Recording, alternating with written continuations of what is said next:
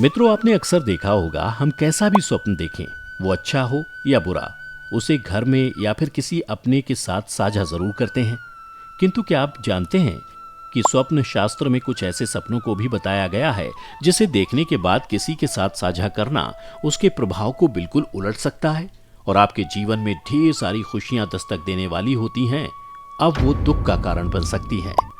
ये सुनकर निश्चित आपके मन में उन सपनों के बारे में जानने की जिज्ञासा उत्पन्न हुई होगी। तो जानने के लिए वीडियो के अंत तक बने रहें।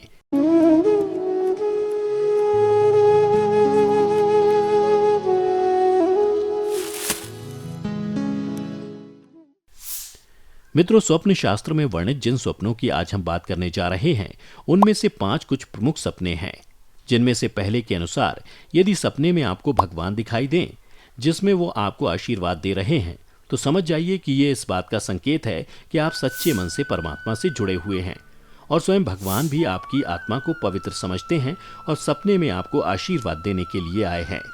इसके अलावा ये इस ओर भी इशारा करता है कि अब आपकी आत्मा में ईश्वर हमेशा के लिए बस गए हैं।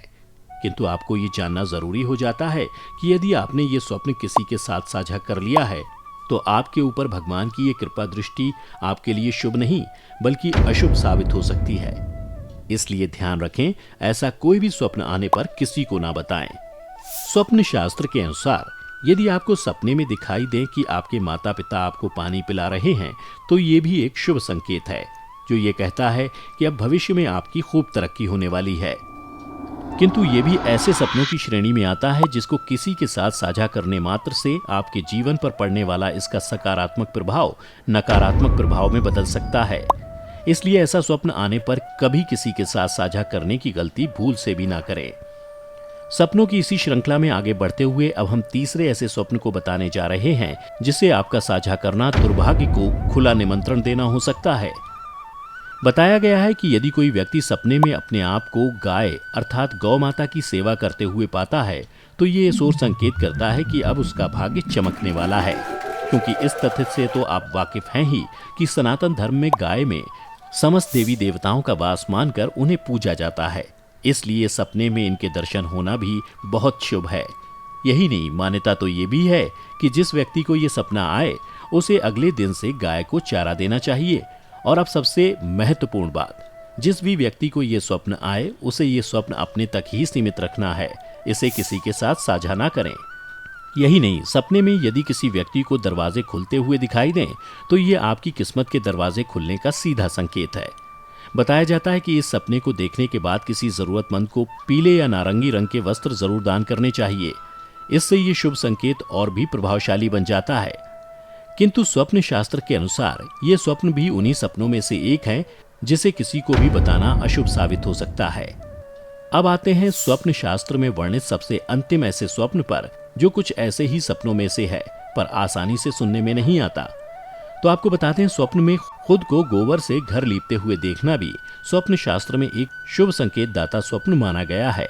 कहा जाता है ये स्वप्न देखने वाले व्यक्ति की किस्मत के सभी बंद ताले खुद ब खुद खुल जाते हैं। किंतु ध्यान रखें, ऐसा स्वप्न आने पर अगले ही दिन किसी जरूरतमंद को कुछ अवश्य दान करें और किसी के साथ भी इस स्वप्न के बारे में बात ना करें। मित्रों, इन 5 स्वप्नों के अलावा भी स्वप्न शास्त्र में ऐसे ही कुछ और सपनों को बताया गया है जो वैसे तो शुभ हैं परंतु साझा करने से अशुभ साबित हो सकते हैं। उन्हीं में से एक है मोर को सपने में देखना, जो कि काफी शुभ माना जाता है। खास तौर पर अगर मोर सपने में घर के आंगन में नाचता दिखाई दे तो ये भाग्योदय होने का संकेत है। किंतु हाँ, ध्यान रखें, ऐसा सपना आने पर उस व्यक्ति को अगले ही दिन कुष्ठ रोगी को तेल का दान करना चाहिए, परंतु किसी को इस बारे में ना बताएं।